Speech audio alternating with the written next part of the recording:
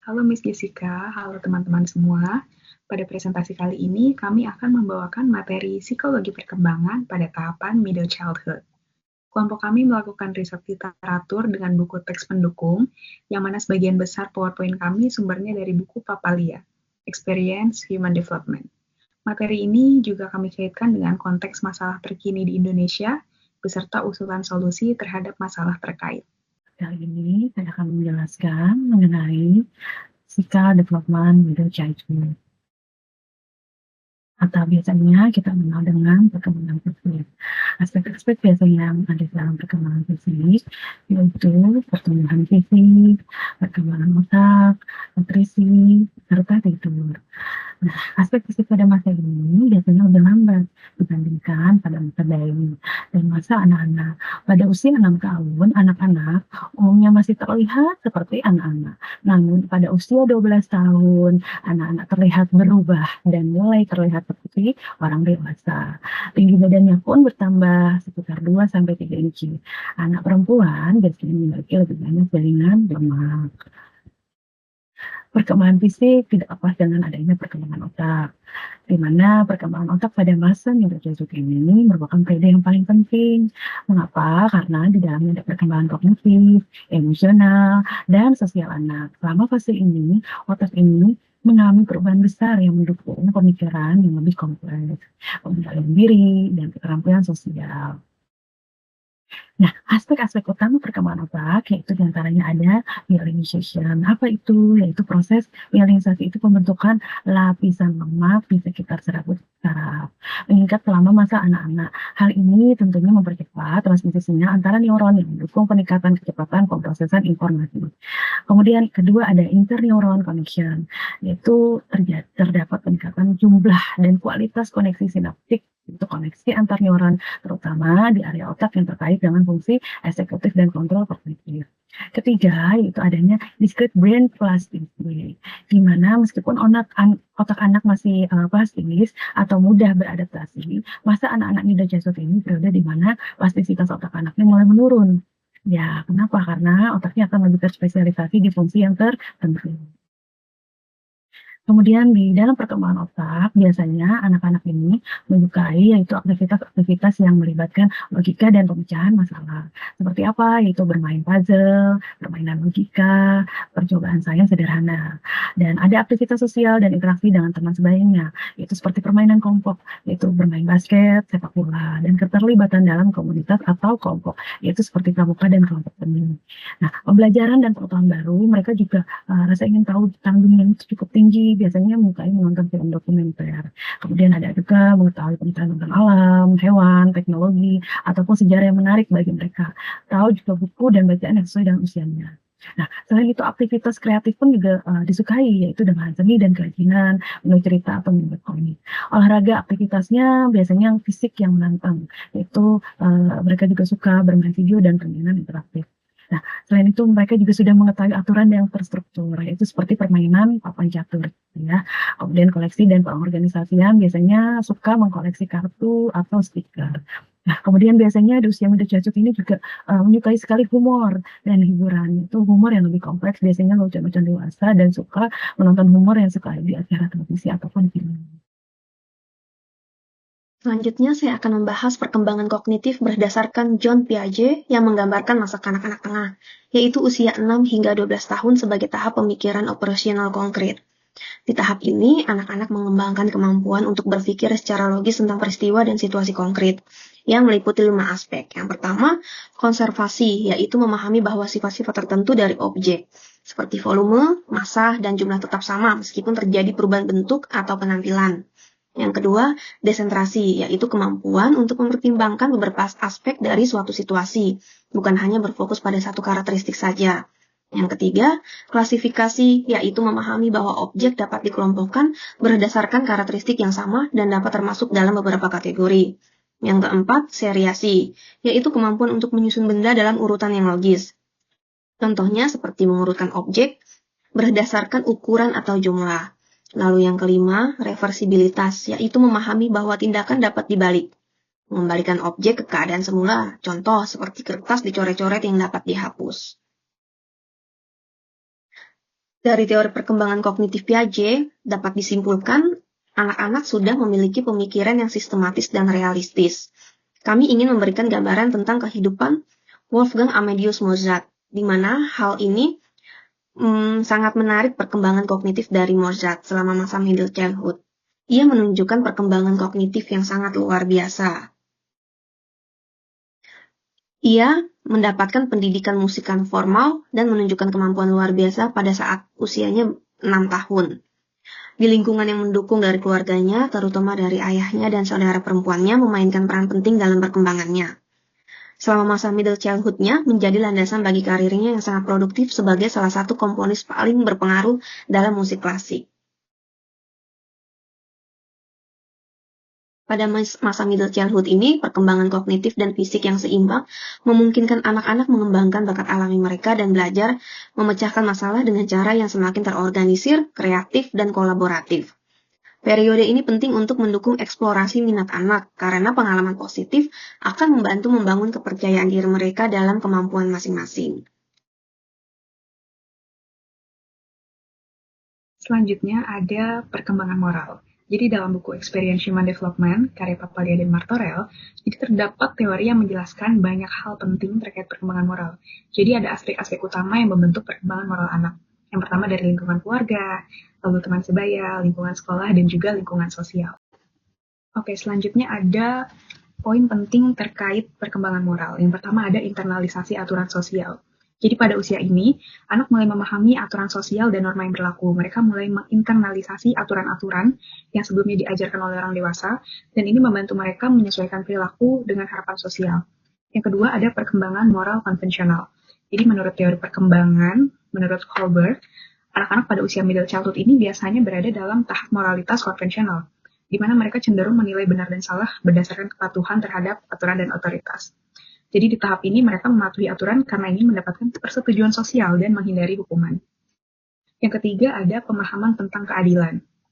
Jadi pemahaman akan keadilan ini, di sini anak mulai mengembangkan pemahaman yang lebih kompleks mengenai keadilan dan kesetaraan. Mereka memahami konsep fair play dan mulai menyadari bahwa aturan harus adil bagi semua orang, bukan hanya demi kepentingan pribadi ataupun kelompok tertentu. Yang keempat ada pengaruh teman sebaya.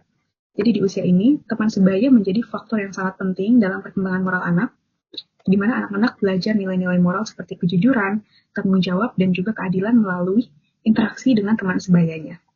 Jadi norma kelompok juga seringkali memiliki pengaruh kuat terhadap perilaku mereka. Yang kelima ada perkembangan empati, di mana anak-anak mulai menunjukkan empati yang lebih besar pada perasaan orang lain, juga mereka dapat mengenali emosi orang lain, dan mulai memahami bagaimana tindakan mereka dapat mempengaruhi orang di sekitarnya. Dan yang terakhir ada peran otoritas dewasa. Jadi walaupun mereka mulai mengembangkan rasa moralitasnya sendiri, pandangan anak-anak tentang moralitas ini masih sangat dipengaruhi oleh orang tua dan guru. Jadi orang dewasa di sekitar mereka berperan penting dalam memberikan panduan moral dan penjelasan tentang aturan sosial. Jadi secara keseluruhan, middle childhood ini merupakan periode penting di mana anak mulai mengembangkan pemahaman yang lebih kompleks tentang moralitas, yang mana itu dipengaruhi juga oleh lingkungan sosialnya. Menurut teori PJ, pada tahap ini anak-anak mulai berpikir secara logik dan juga sistematis. Untuk education or learning, yang pertama bisa menggunakan problem-based learning, itu adalah metode pengajaran yang mendorong anak untuk menjadi penggerak utama dalam proses belajar mereka dan membantu anak untuk berpikir lebih kritis. Kedua, kolaborasi antara orang tua dan guru. Menurut buku dari Papalia, Experience Human Development, keterlibatan guru dan orang tua dijelaskan sebagai dua elemen penting yang saling melengkapi dan mendukung perkembangan anak selama masa kanak-kanak tengah. Bagaimana caranya? Yang pertama, sekolah harus mendorong orang tua untuk terlibat dan menyediakan sumber daya yang membantu mereka mendukung pembelajaran anak. Lalu guru juga harus fokus pada pengajaran keterampilan sosial dan emosional di kelas agar anak-anak dapat berkembang secara keseluruhan. Yang ketiga ada lingkungan kelas. Berdasarkan artikel dari Brookings Institute yang saya temukan, ukuran kelas yang lebih kecil dapat memberikan perbedaan besar dalam cara anak-anak belajar. Karena pembelajarannya dapat menjadi lebih baik dan mereka mendapat perhatian lebih dari guru, dan guru juga lebih mudah untuk berinteraksi dengan setiap anak di dalam kelas tersebut. Lalu ada juga dengan pembelajaran dengan teman sebaya. di mana pembelajaran teman sebaya mengacu pada siswa yang belajar bersama dan dari satu sama lain dengan sesama pelajar. Prinsip dasarnya adalah bahwa siswa belajar banyak dengan menjelaskan ide-ide mereka kepada orang lain dan dengan berpartisipasi dalam aktivitas di mana mereka bisa belajar dari teman sebayanya. Menurut tahun 2001, dan kelompok sebaya terdiri dari sekelompok individu dengan status yang sama yang berinteraksi satu sama lain. Contoh dari pembelajaran teman sebaya untuk pada tahap ini itu dengan kelompok belajar dan bimbingan teman sebaya, di mana anak yang sudah mengerti bisa membantu temannya yang kesulitan. Lalu juga dengan adanya umpan balik dengan sesama temannya. Dan di sini yang terakhir ada perkembangan bahasa dan literasi. Di usia ini, kemampuan bahasa anak meningkat pesat termasuk dalam hal kosakata, tata bahasa, dan kemampuan berkomunikasi dengan lebih baik. Jadi anak mulai bisa memahami teks yang lebih kompleks dan mampu mengekspresikan ide-ide mereka lebih jelas. Terima kasih. Ya, terima kasih. Saat ini kita akan melanjutkan pembahasan mengenai social and emotional dalam middle childhood. Perkembangan emosional anak adalah dinamis dan terus-menerus. Seiring bertambahnya usia, anak-anak akan mengalami perubahan signifikan dalam cara mereka memahami, merasakan, dan meresponi emosi diri mereka sendiri maupun terhadap orang lain. Menurut teori dari Neo Piaget bahwa dalam tahap ini, anak-anak masuk dalam sistem representasional, yaitu konsep diri anak menjadi lebih realistis, seimbang, dan komprehensif. Dalam model ini menunjukkan bahwa seiring pertumbuhan anak-anak, pemahaman mereka tentang diri mereka sendiri dan tempat mereka di dunia menjadi lebih bernuansa dan kompleks. Dalam tahap ini, anak-anak akan mampu berkata bahwa mereka mampu di bidang tertentu, misalnya jago di bidang matematika, atau jago di bidang menggambar dan mewarnai. Itu untuk sosial emosional menurut teori Neo Piaget. Menurut teori psikososial dari model Erikson, masuk di dalam tahap keempat, itu industri dan inferiority. Dalam tahap industri, anak-anak mengembangkan rasa kompetensi saat mereka terlibat di sekolah, di hobi atau kegiatan lainnya. Anak-anak mendapatkan perasaan untuk mencapai sesuatu. Sebaliknya, untuk inferiority, anak-anak akan mengalami perasaan yang tidak mampu atau gagal dalam upaya mereka. Nah, perasaan tersebut akan membuat mereka merasa rendah diri atau inferiority. Dalam tahap ini, anak-anak akan mengembangkan kompetensi di mana mereka mampu dan produktif daripada mengalami rasa inferiority. Selanjutnya, untuk aspek dalam pengembangan emosi, yaitu empati, pro-social development, dan yang ketiga adalah social skills. Untuk empati, dalam tahap ini, anak-anak memiliki kemampuan untuk memahami dan berbagi perasaan. Contohnya misalnya ada temannya yang sedih, mereka akan berusaha untuk menghibur. Untuk pro-social development, anak-anak sudah lebih baik dalam mengatur dan mengontrol emosi dan meresponi emosi orang lain. Untuk tahap social skills, anak-anak akan memahami kejadian masa lalu dan berpikir tentang hal yang akan terjadi di masa depan mempengaruhi tahap mental anak-anak. Dalam social skills pun, anak-anak mulai mengerti bahwa mereka dan orang lain dapat memiliki conflicting emotion. Demikian, terima kasih. Selanjutnya akan dijelaskan oleh teman kami.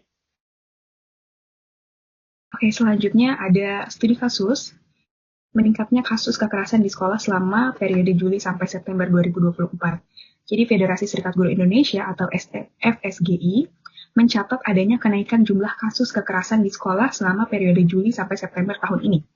Nah, jumlah kasus kekerasan ini melonjak hingga totalnya ada 36 kasus kekerasan yang terjadi di sekolah. Dan kekerasan ini meliputi kekerasan seksual, kekerasan fisik, dan juga kekerasan psikis. Di antara kasus kekerasan tersebut, yang menjadi sorotan kami adalah bullying, terutama pada anak sekolah dasar sampai sekolah menengah pertama, yang mana mereka ini masuk ke dalam rentang usia middle childhood. Berdasarkan teori-teori yang sudah teman-teman bahas sebelumnya, penyebab bullying pada middle childhood ini bisa terjadi berdasarkan aspek-aspek yang tertera dalam pembahasan presentasi kami, yakni aspek perkembangan fisik, perkembangan moral, perkembangan kognitif, sosial emosional, juga edukasi dan pembelajaran. Nah, ini ada contoh kasus yang baru-baru ini terjadi.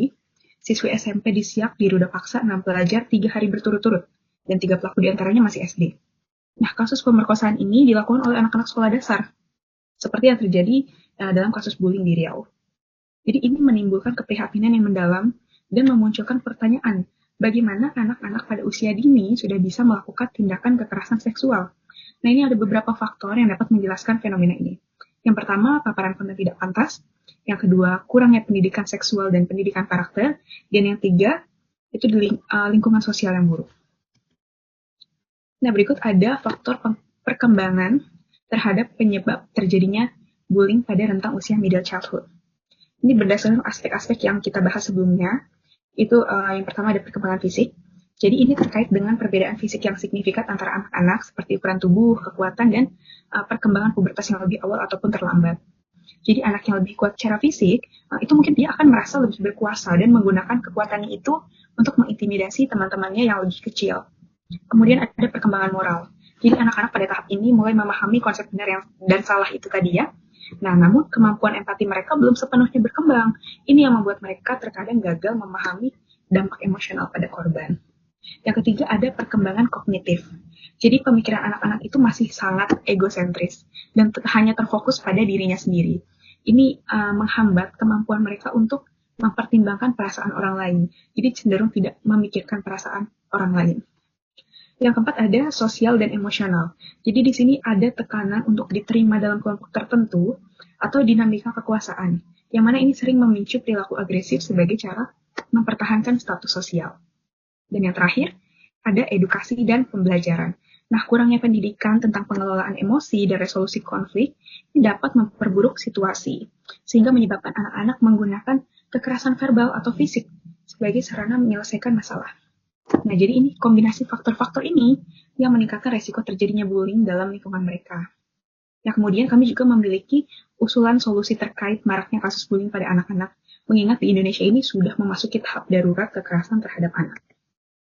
Nah, yang pertama ada pendidikan karakter. Kami menyarankan untuk sekolah itu perlu mengintegrasikan pembelajaran terkait empati, pengelolaan emosi, serta keterampilan sosial di dalam kurikulumnya.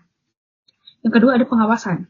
Jadi guru dan orang tua ini memiliki peran yang sangat krusial, yang mana mereka harus lebih aktif dalam memantau interaksi sosial anak. Tidak hanya di lapangan, namun juga di era digital seperti sekarang ini sangat penting untuk memantau penggunaan gadget anak-anak. Yang ketiga ada intervensi dini. Nah, pemberian intervensi pada anak ini menunjukkan kecenderungan perilaku agresif atau kecenderungan keterlibatan anak itu dalam kasus bullying tadi. Yang keempat, ada penguatan dukungan sosial. Jadi ini kita membentuk lingkungan yang mendukung korban dengan memberikan akses ke konseling atau program pendampingan. Dan yang terakhir ada keterlibatan orang tua. Jadi ini meningkatkan keterlibatan orang tua dalam mengajak atau mengajarkan anak tentang cara berinteraksi dengan baik kepada siapapun. Jadi itu tadi penjelasan presentasi kami terkait materi psikologi perkembangan pada tahapan middle childhood, disertai dengan contoh kasus juga saran solusinya. Semoga dapat dimengerti. Terima kasih.